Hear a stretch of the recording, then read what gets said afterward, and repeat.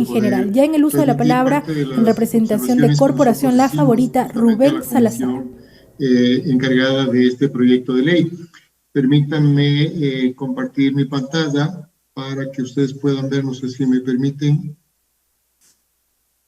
Ha solicitado el representante de Corporación La Favorita poder compartir su pantalla. Las intervenciones en Comisión General, como se realizaron esta mañana, se realizan en este momento también de forma virtual ante el Pleno de la Asamblea Nacional.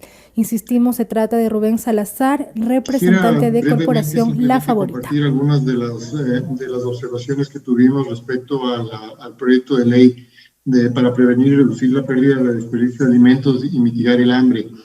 Lógicamente, agradecer primero que nada justamente a la comisión por habernos permitido participar y dar nuestras observaciones a favor de la población vulnerable.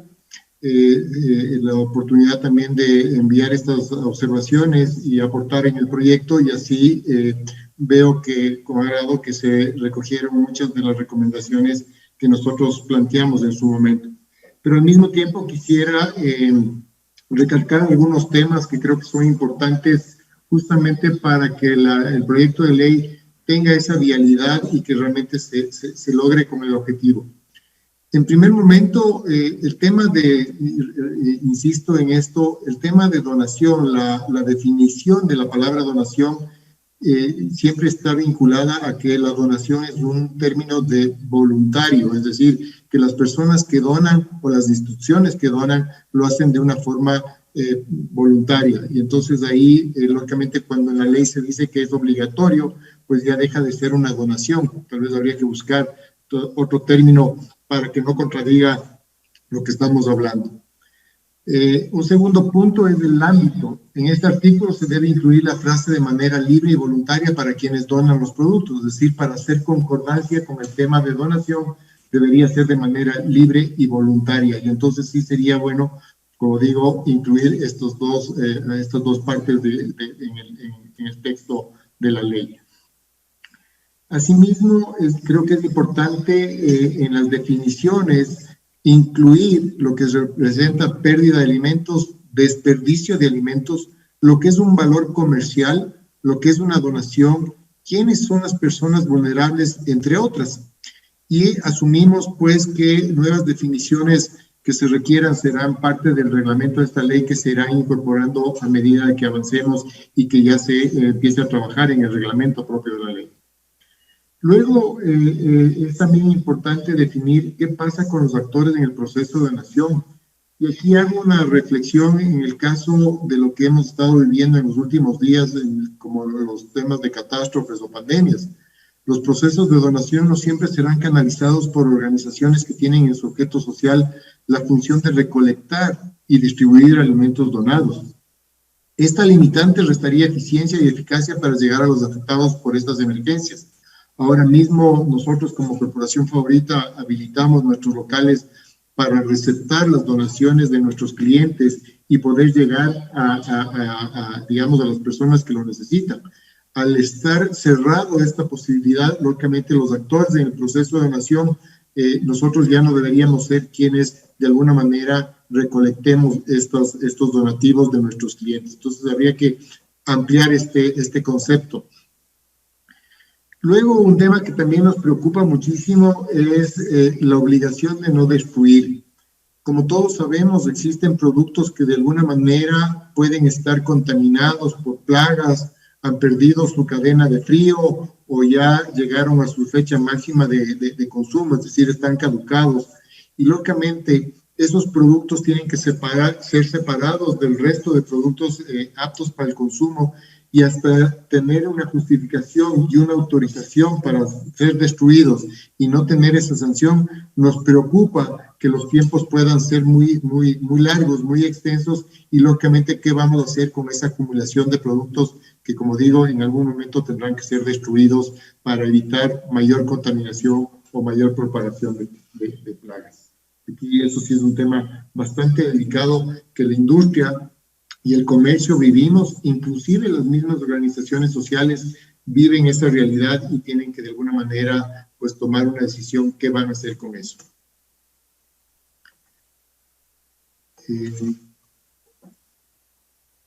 Luego, algo que sí también creo que vale aclarar, y un poco a qué me refiero con esto, más adelante se los voy a explicar tal vez más a detalle, pero es muy importante que se defina claramente en dónde se generan las pérdidas de alimentos y en dónde el desperdicio de alimentos. Y aquí he hecho una breve, digamos, definición de pérdida de alimentos y la disminución en la cantidad o calidad de los alimentos como resultado de las decisiones y acciones de los proveedores en la cadena alimentaria. Esto es sacado de la FAO. Y en dónde se genera principalmente estas pérdidas de alimentos es en el agro, en la siembra, en la cosecha, en la fabricación de los productos, en el transporte, almacenamiento, distribución y comercialización. Ahí es donde se generan todas estas pérdidas en alimentos. Pero por otro lado también está la parte de desperdicios de alimentos. Y ahí, lógicamente, pues entramos otros actores que creo que es importante definir justamente quiénes son los responsables. Los hábitos de los consumidores, justamente esa mala planificación de compras, de comprar en exceso de lo que realmente se va a consumir. El mal manejo de sus productos y conservación en el hogar. Recordemos que no todo el mundo tiene las condiciones óptimas para almacenar sus productos o conservación en cadena de frío, y entonces ahí se genera ese desperdicio. Luego, el tema de desperdicio de alimentos por desconocimiento de normativa, es decir, todos aquellos productos que a veces uno compra en una tienda, en un supermercado, en la plaza, y que después, y como no lo ocupa inmediatamente, pues esos productos cuando llegan a su hogar y los va a consumir, se da cuenta que de alguna manera ya tienen una fecha de vencimiento al límite. Entonces, ese tipo de cosas hace que esos productos no son utilizados y se desperdicie esos alimentos, y en muchos casos en las familias, en los hogares, pues los desechan en la basura. Y por otro lado también están todos aquellos alimentos preparados que no van a la función de la demanda de los consumidores, es decir, en todos los horecas recordemos que se produce alimentos que a veces no son consumidos, hoteles, restaurantes, catering, etcétera, que se producen estos alimentos, pero que en definitiva no se consume la totalidad de ellos, y ahí se genera un desperdicio. Aquí me permito hacer un par de recomendaciones que creo que es importante, que creo que hay que hacer un levantamiento de información actualizada del Ecuador. ¿Cuáles son las cifras reales en el Ecuador? Tenemos sí cifras internacionales, de la FAO, mundiales, etcétera, pero no hay una real información al día en nuestro país. Y entonces creo que tenemos que tener ese punto de partida para poder tomar planes de acción que nos permitan seguir adelante. Luego, con esta información vamos a generar, digamos, a determinar dónde se genera la mayor cantidad de pérdidas y desperdicios. Es conocido, digamos, nosotros sabemos que la mayor cantidad digamos, que se genera está en el sector de pérdidas, más que en desperdicio. Entonces ahí es donde tenemos que trabajar inclusive desde el agro, desde generar buenas políticas, de buenas semillas, etcétera, para que de alguna manera la producción en el agro sea la correcta, sea la adecuada, y tampoco no se generen sobreproducciones o siembras de ciertos productos porque es el boom del momento y después no hay una demanda correcta. Entonces, ahí hay que trabajar inclusive con el Ministerio de Agricultura muy de la mano para generar ese tipo de data que nos permitan determinar dónde son las necesidades. Y luego, ya teniendo toda esa información, establecer acciones puntuales para lograr la reducción posterior y aprovechamiento mediante un proceso eficiente de donación. Es decir, siempre va a haber mercadería, productos que se tengan que desperdiciar o que van a pérdida. Entonces, lógicamente hay que buscar mecanismos que esto permita que esos productos lleguen a las instituciones benéficas de la mejor manera, con tal de que se aprovechen y podamos alimentar a esta población vulnerable. Y aquí un poco solamente para comentarles cómo es que Corporación Favorita se ha manejado en los últimos años respecto al tema de las donaciones. Y por un lado está el periodo, digamos, de comercialización de productos. Para que ustedes sepan, nosotros tenemos un calendario muy claro y establecido de fechas de retiro de los productos en función del tiempo de vida útil de ese producto. Es decir, hay aquellos productos de muy larga vida que tienen más de un año de vida útil, pero también hay productos que tienen de muy corta vida que son menos de un mes. Y esos productos de menos de un mes, pues son los que realmente muchas veces más rápido caducan y tenemos que donarlos. Pero esos productos nosotros, para que, digamos, no se comercialice este producto en la percha, nosotros lo retiramos con un día de anticipación. Luego, cuando va el proceso de donación, ese producto que nosotros lo retiramos de nuestras perchas, de nuestros supermercados, hasta que llegue a nuestro centro de distribución, ya ha pasado un día adicional. Luego es un día más para poder clasificar, verificar que ese producto todavía está en condiciones relativamente aceptables, es un tercer día.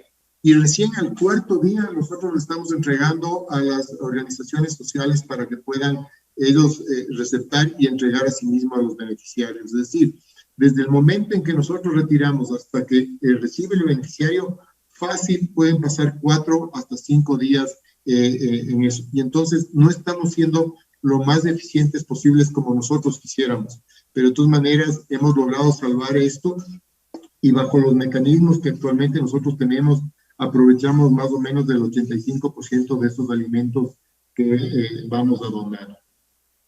Por otro lado, sí nos cuestionamos y sí nos preguntamos y les extiendo la consulta. Nosotros tenemos mapeado de que el sector supermercados representamos actualmente el 40% del mercado de alimentos, ¿no es cierto? Y por otro lado está el canal tradicional, que son un 60% del mercado. En el Ecuador existen alrededor de 170,000 tiendas o micromercados. A eso hay que sumar plazas, mercados y ferias. Y la gran pregunta, o cómo nos cuestionamos nosotros, es qué se está haciendo en todos estos mercados, en todas estas tiendas, para canalizar esos recursos, esas donaciones hacia las fundaciones, organizaciones o bancos de alimentos. ¿Cómo lo están haciendo? ¿Cómo entregan esa mercadería? ¿A través de qué? Inclusive, cuando hablábamos de los orecas, ¿cómo están canalizando todos ellos esas donaciones hacia estas organizaciones?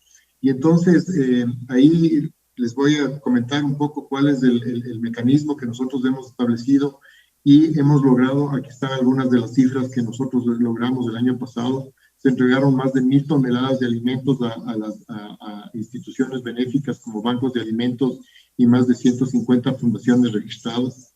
Esto representó más de 3 millones de raciones alimenticias y más de 42,000 beneficiarios, tanto como familias como otras fundaciones que se encargan de ancianos, de niños, de madres embarazadas, etc. Esto, lógicamente, lo hacemos nosotros a diario, desde los locales y desde nuestro centro de distribución. Entonces, es una gran operación que nosotros hacemos, pero lo logramos a través de ¿qué? De tener una logística inversa. Una de las ventajas o facilidades que nosotros tenemos es que, lógicamente, nosotros, desde nuestro centro de distribución ubicado en Quito, enviamos nuestra mercadería a nivel nacional a todos nuestros puntos de venta. Y ese mismo furgón que va hacia allá también tiene que regresar con ciertas otras cosas. Y lógicamente entre eso también incluimos toda esa mercadería que podemos nosotros donar. Entonces, al tener esa capacidad logística, nos permite realmente ayudar a los bancos de alimentos y entregar en un tiempo récord esa mercadería para que pueda ser todavía aprovechada. Y claro, ahí es un poco lo que siempre nos preguntamos. No todas las empresas o fundaciones, los mismos bancos de alimentos tienen implementada una logística inversa o una logística que les permita inclusive ir a estos sitios y recolectar las donaciones y ser eficientes en su proceso. Entonces, por ahí, digamos, es parte de las cosas que, a más de la ley, tenemos que plantearnos cómo tratar de solucionar esto, cómo se va a lograr esto, para realmente lograr los objetivos y todas las cosas que nos estamos planteando con el objetivo de esta ley. Eso de mi parte, muchísimas gracias, y si queda alguna inquietud, pues estoy a la orden como para comentárselas. La intervención de Rubén Salazar, representante de la corporación La Favorita. Contaremos con la participación del señor Juan Pablo